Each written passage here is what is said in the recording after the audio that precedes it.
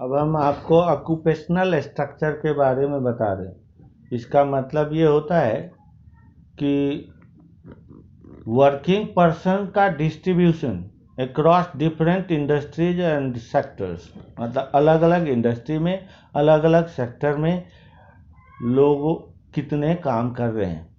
Colonial period के दौरान हमारे देश का जो ये ऑक्यूपेशनल स्ट्रक्चर था उसमें बहुत ही कम चेंज हुआ।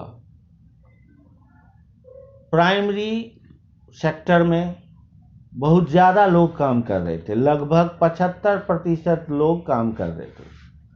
और जो मैन्युफैक्चरिंग सेक्टर था यानी सेकेंडरी सेक्टर, और सर्विस सेक्टर यानी टर्शियरी सेक्टर, इसमें मात्र 25% लोग काम कर रहे थे।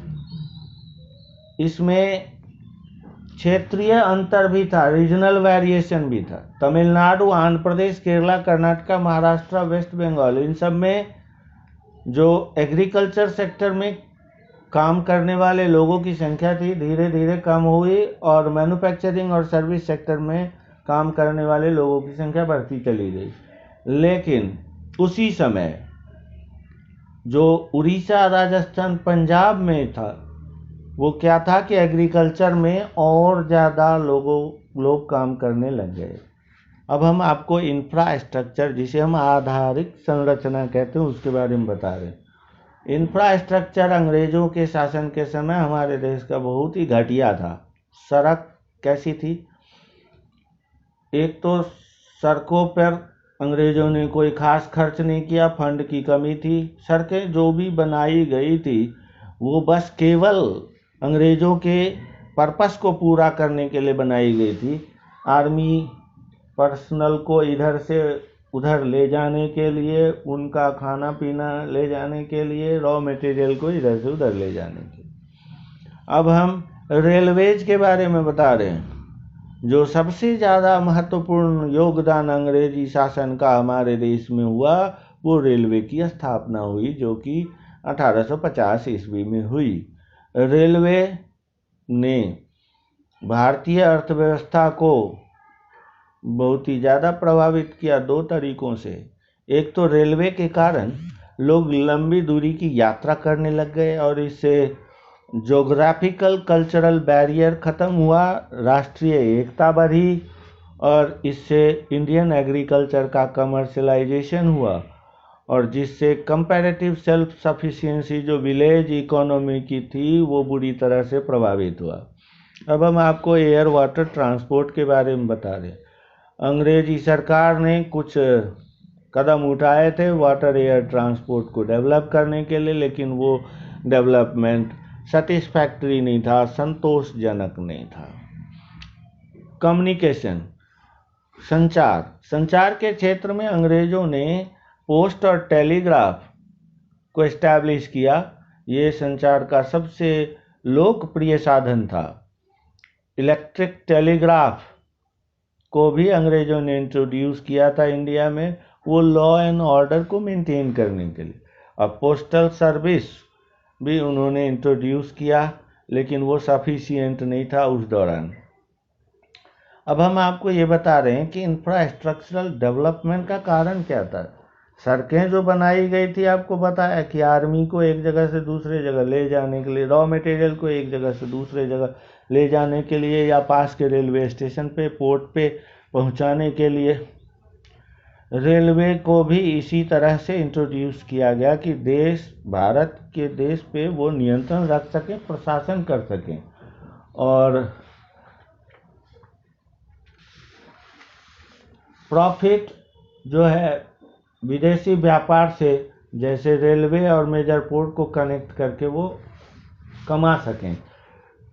प्रॉफिटेबल इन्वेस्टमेंट ब्रिटिश फंड का इंडिया में हो, इसके लिए उन्होंने किया। उन्होंने इलेक्ट्रिक टेलीग्राफ का जो सिस्टम इंट्रोड्यूस किया, उसकी बहुत ही ऊंची कीमत थी, और वो लॉ एंड ऑर्डर को मेंटेन करने के लिए शुरू किया गया था। अब आपको ये जानना है कि ब्रिटिश रूल का सकारात्मक प्रभाव यानी पॉजिटिव कंट्रीब्यूशन क्या था। एक तो फूड ग्रेन प्रोडक्शन में सेल्फ सफिशिएंसी, जब एग्रीकल्चर का कमर्शलाइजेशन शुरू किया अंग्रेजों ने तो फूड ग्रेन के प्रोडक्शन में सेल्फ सफिशिएंसी हुई। बेटर मीन्स ऑफ ट्रांसपोर्टेशन, सड़कों के बनाए जाने के कारण, रेलवे की स्थापना के कारण हमारे देश का जो ट्रांसपोर्टेशन सिस्टम था वो ज़्यादा अच्छा हुआ और इससे हमारे देश का आर्थिक विकास हुआ, सामाजिक विकास हुआ। चेक ऑन फेमाइन, सड़कें बनाने की वजह से और रेलवेज की स्थापना की वजह से अकाल जो पहले हुआ करता था तो उसको पर कुछ नियंत्रण लाया जा सका। जिस क्षेत्र में अकाल पड़ता था, जिस क्षेत्र में नहीं पड़ा, वहाँ से फूड सप्लाई होता था। वहाँ monetary economy, shift to monetary economy, British rule ने इंडियन इकोनॉमी को बार्टर सिस्टम ऑफ एक्सचेंज से मॉनिटरी सिस्टम ऑफ एक्सचेंज में बदल दिया, क्योंकि अंग्रेजों के समय में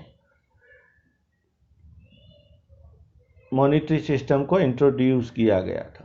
इफेक्टिव एडमिनिस्ट्रेटिव सेटअप, अंग्रेजों ने हमारे देश में बहुत ही एफिशिएंट प्रशासनिक तंत्र को स्थापित किया था, जो आज भी भारतीय नेताओं ने उसका इस्तेमाल, मतलब भारतीय नेता उसका भी इस्तेमाल आज भी कर रहे हैं। जो भी उन्होंने एडमिनिस्ट्रेटिव सेटअप इस्टेब्लिश किया था, आज भी उसका हमारे देश में इस्तेमाल हो रहा है।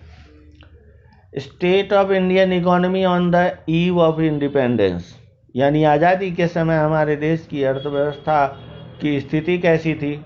एक तो कॉलोनियल इकोनॉमी था, लगभग 200 सालों तक उन्होंने हमारे देश का शोषण किया, यहाँ से धन का पलायन हुआ और ब्रिटिश अपने देश का विकास किए, यहाँ से कच्चे माल ले गए और फिनिश प्रोडक्ट को यहाँ पर बेचे। उन्होंने भारतीय कृषि को कमर्शलाइज कर दिया और ब्रिटिश कॉलोनी बना दिया। ब्रिटिश कॉलोनियल पॉलिसी का इतना असर भारत के ऊपर पड़ा कि आज़ादी के समय कुछ सालों तक उसका असर रहा। ब्रिटिश पीरियड के अंत में हमारे देश की इकोनॉमी सेमी फ्यूडल इकोनॉमी बन गई कि लैंड सेटलमेंट सिस्टम जो था, जिसके कारण feudal relations, landlord tenant relation establish हुआ, जो आज भी चल रहा है। जो लैंडलॉर्ड जो थे वो हाई रेट ऑफ लगान चार्ज करते थे और बहुत ही क्रूअल होते थे कल्टीवेटर के लिए, बहुत ही कठोर तरीके से उनसे लगान कलेक्ट करते थे। कैपिटलिस्ट सिस्टम को इंट्रोड्यूस किया। मॉडर्न इंडस्ट्री के कारण दो क्लास बने, एक कैपिटलिस्ट और एक लेबरर, यानी अमीर और गरीब। तो भारत को दोनों तरह का सिस्टम मिला, कैपिटलिस्ट सिस्टम और फ्यूडल सिस्टम दोनों। स्टैग्नेंट इकोनॉमी, हमारे देश की इकोनॉमी का ग्रोथ जो था वो बहुत धीरे धीरे हो रहा था। 20वीं सेंचुरी के फर्स्ट हाफ में हमारे देश का ग्रोथ केवल 2% हो रहा था जीडीपी में, और पर कैपिटा इनकम में ग्रोथ केवल 0.5% होता था। बैकवर्ड इकोनॉमी, ब्रिटिश रूल के अंत में भारत की जो अर्थव्यवस्था थी वो बहुत ही बैकवर्ड थी, पिछड़ी हुई थी, अविकसित थी, क्योंकि उत्पादकता बहुत ही कम थी, low level of productivity, low per capita income, पौराणिक तरीके खेती बाड़ी के और उच्च जन्म दर और मृत्यु दर, high death rate and birth rate, और बहुत ज़्यादा निरक्षरता थी, मास इलिटरेसी था। डेप्रिसिएटेड इकोनॉमी, आज़ादी के समय भारतीय अर्थव्यवस्था एक डेप्रिसिएटेड इकोनॉमी थी, डिप्लीटेड इकोनॉमी थी, यानी कहने का मतलब फिजिकल एसेट्स जो थे वो बहुत ही ज़्यादा उपयोग करने के कारण एकदम डेप्रिसिएट हो गए थे। सेकेंड वर्ल्ड वॉर के दौरान भारतीय इंडस्ट्री को अपनी कैपेसिटी से बियॉन्ड जाकर काम करना पड़ा। उस समय प्लांट और मशीनरी इक्विपमेंट का वॉर के लिए बहुत ही डिमांड बढ़ गया था। ब्रिटिश रूलर ने कोई अरेंजमेंट नहीं किया डेप्रिसिएटेड फिजिकल एसेट्स को बदलने का, और इस वजह से हमारे देश का इकोनॉमी एकदम डिप्लीटेड, डेप्रिसिएटेड हो गया। एम्पुटेटेड इकोनॉमी, अंग्रेजों की जो पॉलिसी थी डिवाइड एंड रूल की, जिसको उन्होंने हमेशा बढ़ावा दिया, धर्म के नाम पर, जाति के नाम पर, भाषा के नाम पर, संस्कृति के नाम पर वो अलग अलग समूहों को अलग अलग समूह मतलब बांट दिया और भेदभाव किया उनके बीच में। परिणाम ये हुआ कि आज़ादी के बाद हमारा देश जो है वो भौगोलिक रूप से दो हिस्सों में, भारत और पाकिस्तान में बंट गया। जब देश का विभाजन हुआ तो बहुत सारी समस्याएं उत्पन्न हुई। सबसे पहले जो रिफ्यूजीज पाकिस्तान से भारत में आए उनको पुनर्वास की समस्या, रिहैबिलिटेशन का प्रॉब्लम, और रॉ मटेरियल का शॉर्टेज हो गया जूट और कॉटन मिल के लिए, क्योंकि जो भी जूट और कॉटन का प्रोडक्शन ज़्यादा होता था वो पाकिस्तान में चला गया और मशीन मतलब जो इंडस्ट्री थी वो हमारे देश में रह गई, तो रॉ मटेरियल का अभाव होने लग गया। In this way whole chapter is finish now.